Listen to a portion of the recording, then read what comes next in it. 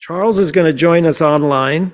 Laura and Sam and Kirsten and Meredith. Thank you.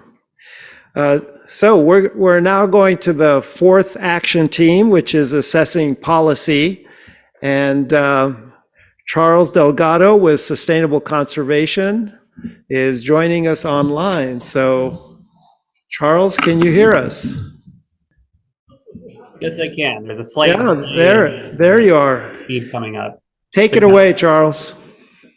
Great. So thank you all for taking the time to gather. So I'm going to be kicking off this part of the discussion just by talking about some of the policy areas and issues that Floodmarsh stakeholders are going to be discussing and looking for solutions during this coming year. And this really reflects the movement we've seen over the past year, beginning really in earnest with the past year's rainy season and the governor's executive order in March that allowed for the diversion of flood flows within certain conditions to be done without a water right. So I guess we can go ahead and get into the slides. Perfect. There we go. Yeah, so we'll go ahead then and start. So the executive order really kicked off this particular discussion. Of course, this is not a new discussion in terms of how we deal with these high flow events and how do we both protect public safety infrastructure, but also keeping in mind the changing hydrology that the state continues to see due to climate change. More and more water can be expected over the coming decades to show up in these intense events that are absolutely not going to be happening terribly often, but they are an opportunity to really kind of bolster our water supplies in areas where they're most needed. So the executive order was the first basically draft, I consider it, of the exercise of this authority to divert without a water right. So it allowed for some guardrails, primarily along areas where recharge is not eligible to happen due to certain inherent risks associated with those places. And then there was also reporting requirements and tracking and informational responsibilities for the State Water Board and for the Department of Water Resources in that executive order. Discussions continued after that executive order showed up. And ultimately, that led to legislation as part of the Governor's Natural Resources Trailer Bill, SB 122. Language was put into the water code that codified the authority that was first established in the executive order. There are some pretty key differences in the codified version of the language from the initial executive order. One of which is the local authority under which water managers can basically declare flood conditions and then exercise that diversion authority and make use of those flows. Whereas the executive order did not have a lot of specific guidance. There are two specific thresholds in the language that exist currently. One of which is the adoption of a plan under the San Joaquin Valley Flood Protection Act, or being covered under a county's general plan if it has a flood element in it. So these are additional parameters that have been included. And there's been a bit more of a refined approach to addressing the potential impacts on water quality of recharge activities. So that leads into really what are shaping up to be two major discussions around what is the best way to follow up on the progress that we've made so far in SB 122, and what new steps might we take, either through actions from the community, from stakeholders within this group, the administration, or the legislature. The first question, are those aforementioned triggers for flood conditions?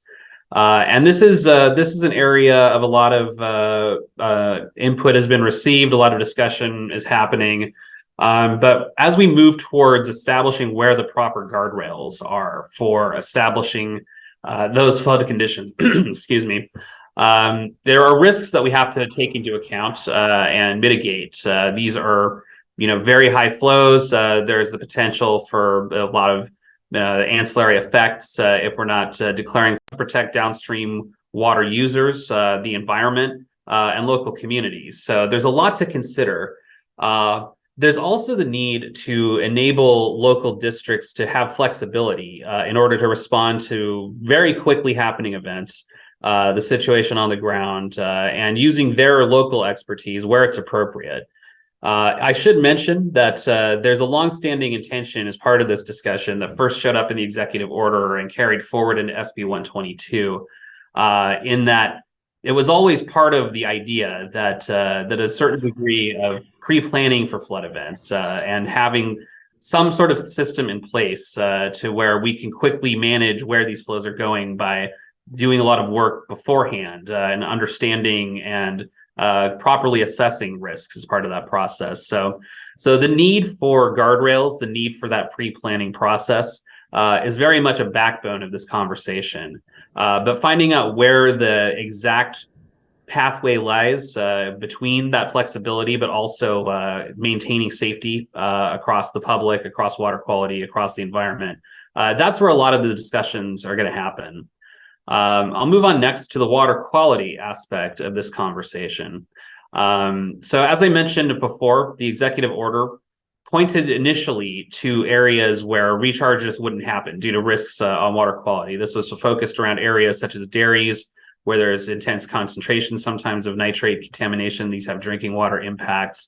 Areas of farmland where pesticide have been applied under recent conditions, fertilizer application, anywhere where there was a risk that recharge might introduce or worsen contamination in local groundwater supplies.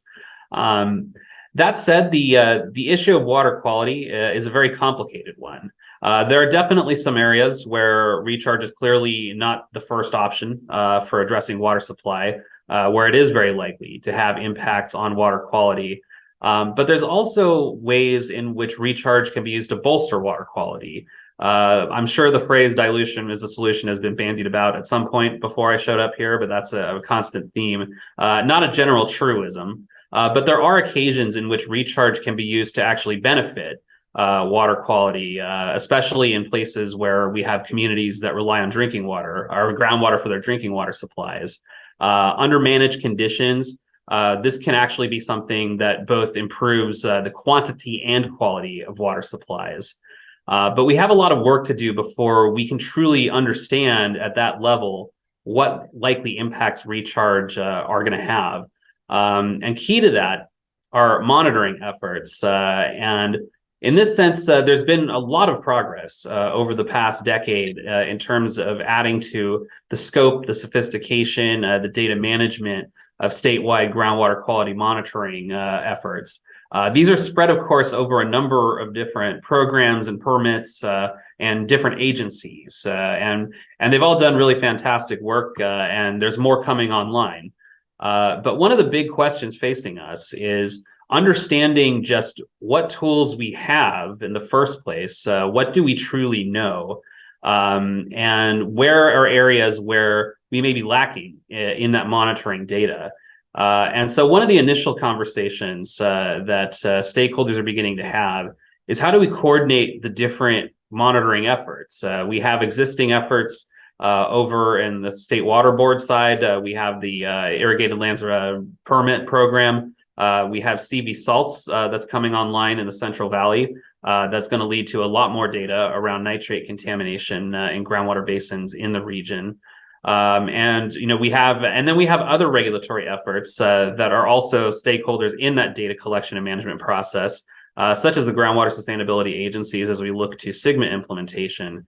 So one of the key efforts is going to be coordinating all of those existing efforts, using that to guide the newer efforts, such as CV salts, so that we really know where we should be targeting any new resources, and then how best do we ensure that that we have the resources available to create new monitoring where it's needed, to make sure it's properly integrated into decision making, not only on the recharge side, but just across all of the different programs that affect groundwater, both quantity and quality. And in that way, we can both avoid negative results, and we can also encourage projects that will have beneficial effects on drinking water. Next slide, please. So these discussions are leading to potential policy actions as part of this next steps phase here.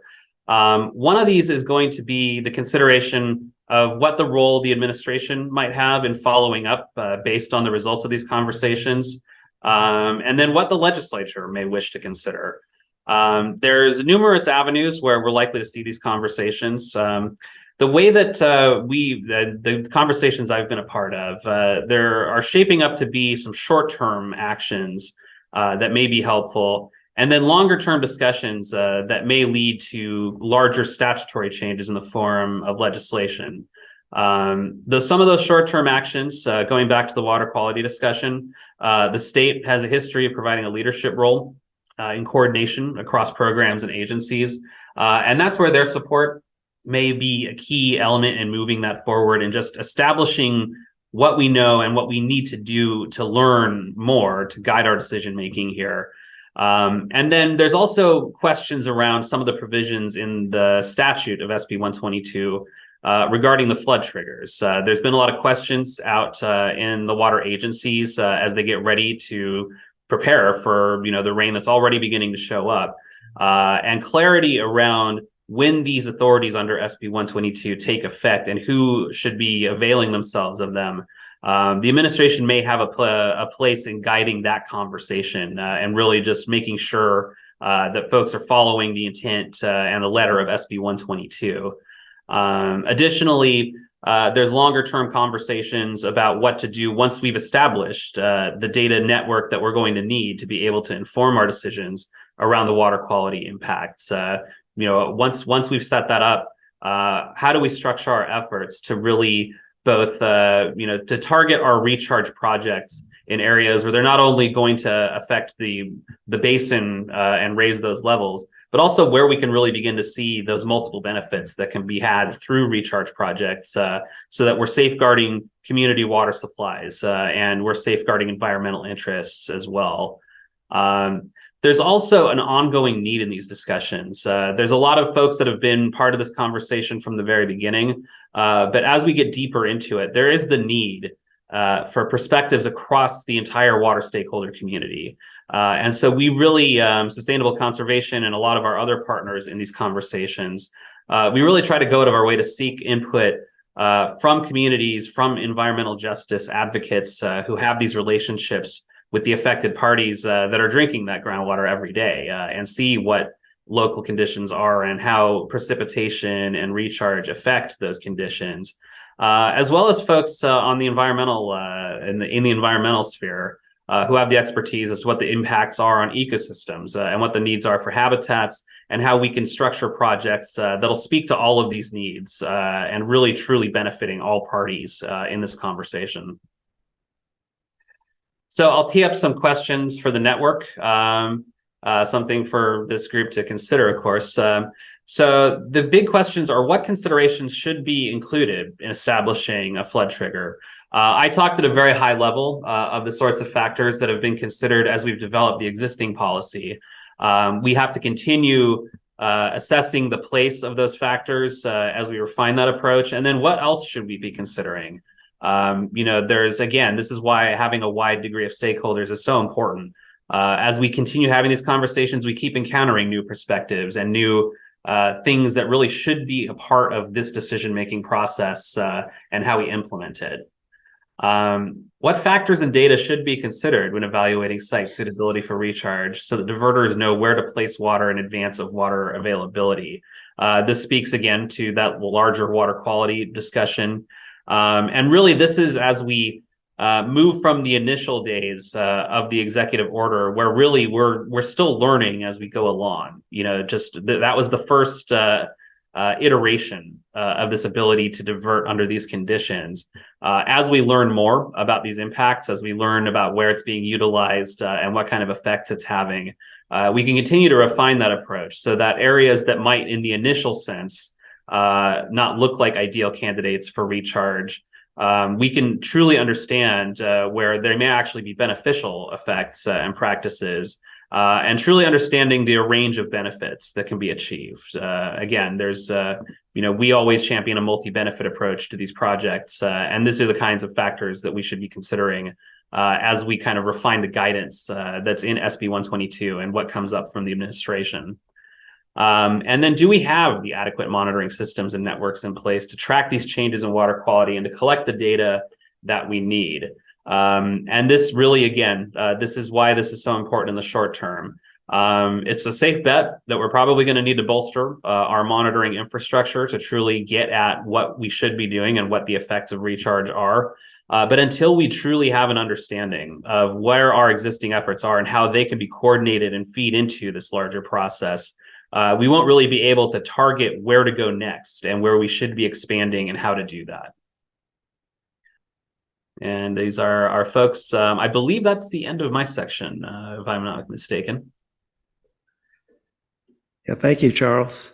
And here's the bar,